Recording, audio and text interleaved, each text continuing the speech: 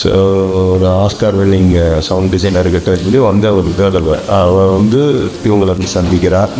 அந்த டூல் எப்படி இவங்களோட தப்பி செல்வதற்கு தான் அத்தனை இதுக்கும் பயன்படுது அப்படின்ற ஒரு லாஜிஸ்டிக் தான் இந்த முதல்ல சொன்னது வந்து இந்த படத்தில் சார் இப்பெல்லாம் நான் இப்போது ரொம்ப ஜாலியாக வேலை செஞ்சேன்னு சொன்னால் சார் அங்கேருந்து ஒரு கமெண்ட் சொல்லுவார். கஷ்டம் இருக்க தான் செய்யும். நீங்கள் கூட யோசிச்சிருப்பீங்க, அது ஒரு ஐஸ்கிரீம் சாப்பிட்ருக்கோம், இவர் ஒரு ஐஸ்கிரீம் சாப்பிட்ருப்பாங்கன்னு சொல்லிட்டு. குச்சி ஐஸை அங்கே ஒரு நக்கு இங்கே ஒரு நக்கு, ஸோ அப்படி தான் ஷார்ட்டே வச்சுருப்பாங்க. சூப்பராக இருக்காது ஒரே ஐஸு. சார் அரசியல் லாஸ்ட்டாக சார் இப்போ உள்ள அரசியலில் விஜய் சார் வந்து அரசியல் போயிருக்காங்கன்னு ஒரு பெரிய ஒரு விஷயமா இருக்குது. நான் குக்கி மாதிரி ஒரு படம்ங்கிறது என்னோட தனிப்பட்ட ஒரு ஆசையும் லாஸ்ட்டாக அதோட முடிச்சுக்கலாம்னு நினைக்கிறேன். பொலிட்டிக்கலில் விஜய் சார் போயிருக்காங்கல்ல சார், அது ஆக்சுவலாக தமிழ் சினிமாவுக்கு எந்த மாதிரியான வெற்றி எடுத்து உருவாக்குதுன்னு நினைக்கிறீங்க சார்? இல்லை இப்போ அடுத்தது நான் வந்து ஃபேம்ஸ்ன்னு ஒரு படம் பண்ணுறேன் சார். கலக்கல் சினிமா வியூவர்ஸ் அனைவருக்கும் வணக்கம். நான் உங்கள் விஜய் சகா. இன்றைக்கி சூப்பரான ஒரு டீம் தான் மீட் பண்ண போகிறோம். நிறைய படங்கள் வந்து நமக்கு பார்ட் 2 வராதா அப்படின்னு சொல்கிற ஒரு ஏக்கம் இருக்கும் மக்களுக்கு. கும்கி மிகப்பெரிய ஹிட் ஆனிச்சு, மிகப்பெரிய தாக்கம். ப்ளஸ் அதை தாண்டி இவ்வளோ அழகியெல்லாம் நம்மளுக்கு வந்து உணர்வுகளோட சொல்ல முடியுமா அப்படிங்கிறத அவ்வளோ தெளிவாக சொன்ன ஒரு படம். அந்த படத்தோட 2 வந்து அப்படி இருக்குன்னு எதிர்பார்ப்பு இருந்துச்சுல. இன்றைக்கி நம்மளுக்கு 2 மிக பிரம்மாண்டமாக ரிலீஸ் ஆக போகுது. நம்ம அந்த படத்தோட டைரக்டர் பிரபு சாலமன் சார் நம்ம கூட இருக்காங்க. அண்ட் ஹீரோ ஹீரோயின் நம்ம ஆண்ட்ரூ பிரதர் இருக்காங்க. அண்ட் அதை தாண்டி நிறைய விஷயங்கள் நம்ம கேட்டு தெரிஞ்சுக்கிற போகிறோம். ஜாலியாக சூப்பராக நம்ம பேச போகிறோம். எங்களுக்கு எப்பயுமே பிரபு சாலமன் சார் வந்து ஏன் ரொம்ப பிடிக்குன்னா, ஒரு அழகான ஹீரோ, அதை விட அழகான திறமையான ஹீரோயின் கிடச்சிருவாங்க. அதோட அந்த ஹீரோயினோட கண் இருக்குது பார்த்தீங்களா, அவ்வளோ பவர்ஃபுல்லாக இருக்கும். ரொம்ப இப்போ இவங்க டேரக்டராக பார்த்தீங்கன்னா ஒரு சவுண்ட் ரெக்கார்டிஸ்ட்டாக வருவாங்க. ஆமாம், காட்டுக்குள்ள வந்து திடீர்னு ஒரு பொண்ணு முளைச்சி வராங்க. ஸோ அதுக்கு ஒரு ரீசன் என்னன்னா, இந்த ரஜினி புதுட்டி அவர்களுக்கு வேலை செய்கிற மாதிரி டேரக்டர் சவுண்ட் இன்ஜினியர் இருக்கா. ஸோ ஒரு ஆஸ்கார் வின்னிங் சவுண்ட் டிசைனர்கிட்ட சொல்லி வந்து அவர் வந்து இவங்களை வந்து சந்திக்கிறார்.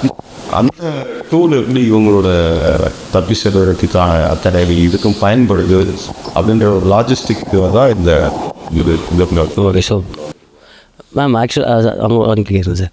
மேம் உங்களுக்கு நீங்கள் கும்கி 2 ஆக்ட் பண்ணணும்னா சார் சொல்லிட்டாங்க, இந்த மாதிரி லவ்லாம் இல்லை, இந்த மாதிரியான ஒரு கேரக்டர் அப்படின்னு சொல்லும்போது எப்படி இருந்துச்சு ஃபஸ்ட்டு ஃபீல்? என்னடா அது feel anything was very happy because like Prabhu Solomon sir got the chance for the concept. So then I was like, okay, எதானால பரவாயில்ல. It was very சரி ஓகே. இப்போ ஹீரோ வந்து இவங்கன்னு உங்களுக்கு ஃபஸ்ட்டே தெரிஞ்சிருக்கு, இப்போ எல்லாருக்கும் தெரியும். பிரதரை பார்த்தோன்னே இவர் ஹீரோவா இல்லை ஹீரோ மாதிரியா, அவர் பார்க்கும்போது உங்களுக்கு என்ன ஃபீல் ஃபஸ்ட் எடுத்தோன்னே? எப்படி? ஆக்சுவலாக நம்மளுக்கு ஒரு எதிர்பார்ப்பு இருக்கும்ல ஹீரோ அப்படிங்கும்போது. ஓகே, இவங்களை ஃபஸ்ட் டைம் பார்க்கும்போது உங்களுக்கு ஒரு ஃபீல் இருக்கும்ல, நம்மளோட பேரா ஆக்ட் பண்ண போகிறாங்க அப்படின்னு. முதல்ல சொன்னது வந்து இந்த படத்தில் சார் இப்பெல்லாம் நெக்ஸ்ட் கொஸ்டின் நெக்ஸ்ட் அப்போ இங்கே போயிடும்.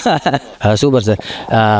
பிரதர், உங்களுக்கு நான் சில கொஸ்டின்ஸ் தாண்டி வந்து நீங்கள் எவ்வளோ ஜாலியாக அதை வந்து இந்த படத்தில் ஒர்க் பண்ணிங்கன்னு கூட எனக்கு சொல்ல முடியாது. நான் இப்போது ரொம்ப ஜாலியாக வேலை செஞ்சேன்னு சொன்னால் சார் அங்கேருந்து ஒரு கமெண்ட் சொல்லுவார். கஷ்டம் இருக்க தான் செய்யும். இந்த மாதிரி ஒரு பெரிய கிராஃப்ட்மேனோட ஒர்க் பண்ணும்போது அதுவே வந்து நம்மளுக்கு மிகப்பெரிய சந்தோஷம் தான் இல்லைங்களா? ஸோ அது போக வந்து ஒரு எலிஃபண்ட்க்கும் குட்டி பையனுக்கும் உண்டான ஒரு பியோர் ஃப்ரெண்ட்ஷிப்பை பற்றின கதை தான் இது. நல்லா வந்திருக்குன்னு சாரும் சொல்லியிருக்காங்க. உங்களை மாதிரியே நாங்களும் ஃபஸ்ட் டே பார்க்குறதுக்காக வெயிட் பண்ணிருக்கோம்.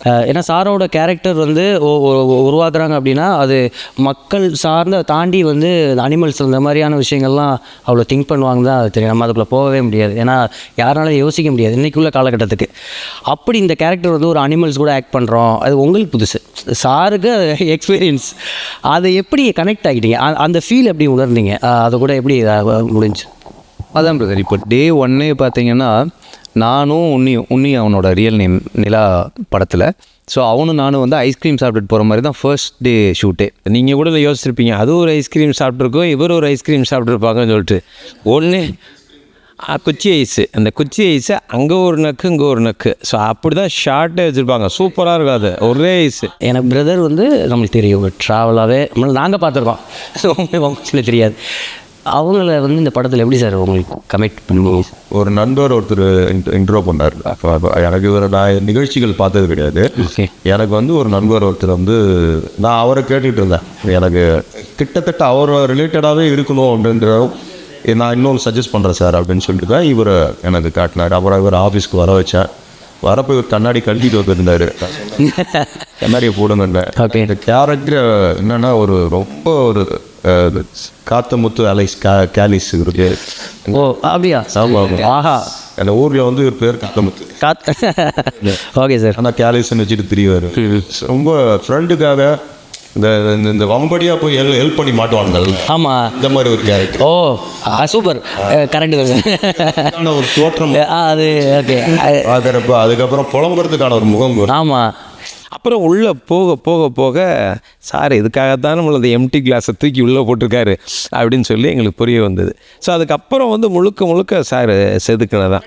மேம் உங்கள்கிட்ட ஒரு கொஷின் என்னென்னா, இப்போ இந்த விஷயத்தை நான் சொல்லணும். ஏன்னா நிறைய பேர் வந்து ஹீரோயினாக தமிழ் சினிமாவில் இன்ட்ரோ ஆகுறாங்க அப்படின்னா நிறைய விஷயங்கள் தெரிஞ்சிருக்கணும். டேரக்டர் சொல்கிறத நம்ம கேட்போம். அதை தாண்டி வந்து தமிழ் பீப்புளோட அந்த எண்ணங்கள் இருக்குல்ல, அவங்க என்ன எதிர்பார்க்குறாங்க அப்படிங்கிற மாதிரியான விஷயங்கள்லாம் அந்த நாலேஜில் அவங்களுக்கு தமிழ் ஆடியன்ஸ் எப்படின்னு தெரியுதுமா? தெரியும். சொல்லுங்கள் ma'am. Because actually not much purpose and power like family purpose to do so நிறைய தெரியும். ஓகே. நான் நிறைய தமிழ் படம் தான் இல்லை. obviously I know what expectations are there from the people and பெருசாக வித்தியாசம் இல்லை. I think all South Indian is same. ஆமாம்மா. நார்த்தில் போனதாக இருக்கும், சவுத்தில் சேம் ஆகும். என்ன இதில் என்ன விஷயங்கள் எக்ஸ்பீரியன்ஸ் உங்களுக்கு கிடச்சிச்சு இதில்? First acting. பிகாஸ் வரும்போது this is my first movie also. So எனக்கு கேமரா எப்படி ஃபேஸ் பண்ணுறது கூட தெரியாது. ஆங்கிள்ஸ் எப்படி பண்ணணும், லைட்டிங் எதுவுமே தெரியாது. சார் வாஸ் லைக் ஓகே இது இப்படி எடுக்கணும், ஓகே லைட்டிங் இருக்கும்போது நீங்கள் இப்படி இருக்கணும், ஓகே இந்த லைட் நம்ம ஷூட்டிங் அந்த நேச்சுரல் லைட் ஒன்று. ஸோ அப்படி இருக்கும்போது இது பண்ணணும். அண்ட் டைலாக்ஸ் எப்படி டெலிவர் பண்ணுறது, எப்படி எக்ஸ்பிரஷன் கொடுக்குறது எல்லாமே ஸோ கேமராக்கு இதுதான் வரமிட்டு நீங்கள் இவ்வளோ தான் பண்ணணும் answer. Oya it was first நான் தியேட்டர் ட்ராமாலேருந்து வரப்போ my body language was little open. இன்னும் கொஞ்சம் பெருசாக கை டீ பேச வாஸ் லைக் இது ஒரு லிமிட்டேஷன்ஸ் இருக்கும். ஸோ அதை பார்த்துக்கோ அதெல்லாம். So I think N foundation வந்து ரொம்ப ஸ்ட்ராங்காக கிடச்சிது. அதுக்கப்புறம் wherever I go it is very easy for me. இன்னொரு விஷயம் என்னன்னா, ஷூட்டிங் தாண்டி நீங்கள் இருந்த லொக்கேஷன் வந்து உங்களுக்கு ரொம்ப கனெக்டாக இருந்திருக்கும். அந்த இயற்கையோட அங்கே இருக்கும்போது என்ன ஃபீல் கிடச்சிது? கஷ்டமாக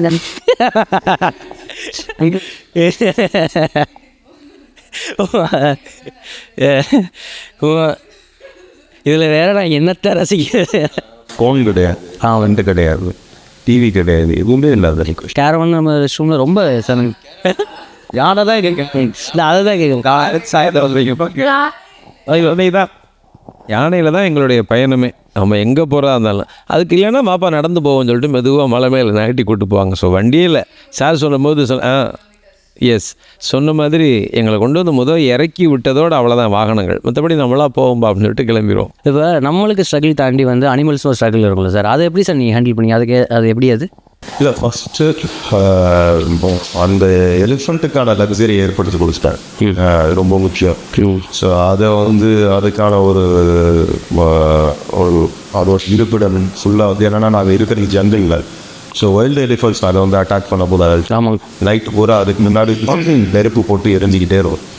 ஸோ அதுக்கு 2 பேர் போட்டு விறகு எடுத்துகிட்டு வந்து போட்டு அப்புறம் அதுக்கு ஒரு ஃபென்சிங் பண்ணுவாங்க, அதை பாதுகாக்கிறது. ஸோ எங்களுக்கு சாப்பாடு கிடைக்கிது ஒரு டைமுக்கு.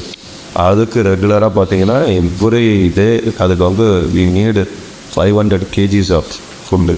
ஆமாம், அதுதான் சார், அது சாதாரண விஷயம் இல்லை. அது மட்டும் அங்கே கிடைக்காது அந்த காலம். ஸோ கீழே பார்த்தீங்கன்னா அவங்க ஜீப்பில் தான் வருது. 5 gear ஜீப்பில் வந்து லோட் போட்டு போயிடுவாங்க ஒரு 5 நாளைக்கு 10 நாளைக்குன்னு. அப்புறம் தண்ணி அங்கே ஆப்வியஸாக அங்கே கிடச்சிடும் நமக்கு, அந்த ஃபால்ஸ் வாட்டர் இதுன்னு.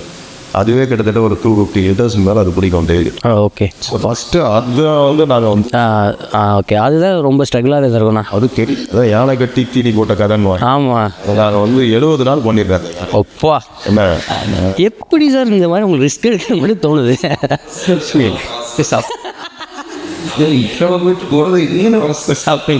அங்கே ஒரு சூழ்நிலை கைதியாக இருந்தீங்க.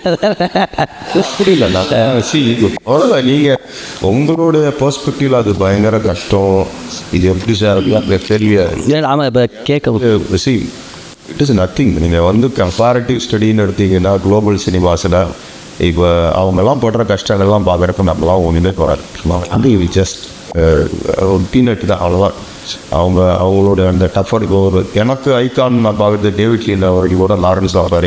Okay okay sir. இன்னைக்கு உலகத்தில் இருக்கிற பெரிய ஃபிலிம் மேக்கர் ஸ்டீவன் ஸ்பீல்பர்க்லேருந்து ஜார்ஜ் லுகாஸ்லேருந்து அவர் தான் குருன்னு நினைப்பாங்க. அவரோட ஃபிலிமில் ஒரு பாயிண்ட் இன்றைக்கி ஸ்டீவன் ஸ்பீல்பர்க் சொல்வார், அவர் என்ன படம் எடுக்க போகிறாலும் first day Lawrence of Arabia பார்த்துட்டு தான் போகிறோம். இதில் ஒரு 10% அவர் படம் பண்ணிக்குவாங்க.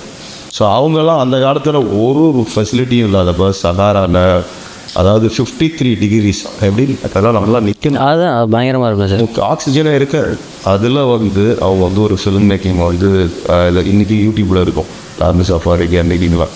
ஸோ அதெல்லாம் பார்க்கறதுக்கு நம்மளாம் ஒன்றுமே பண்ணாது. ஏன்னா இருந்தாலும் ஜாலியாக நல்ல ஒரு லஷ் கிரீன் ஏரியாவில் நல்ல சாப்பாடு தண்ணி சுற்றி நம்மளை சுற்றி எல்லாம் வைல்ட் அனிமல்ஸ் அப்பப்போ வந்துட்டு போவோம். அவ்வளோவாவே இல்லை சொல் இல்லை பைக் இது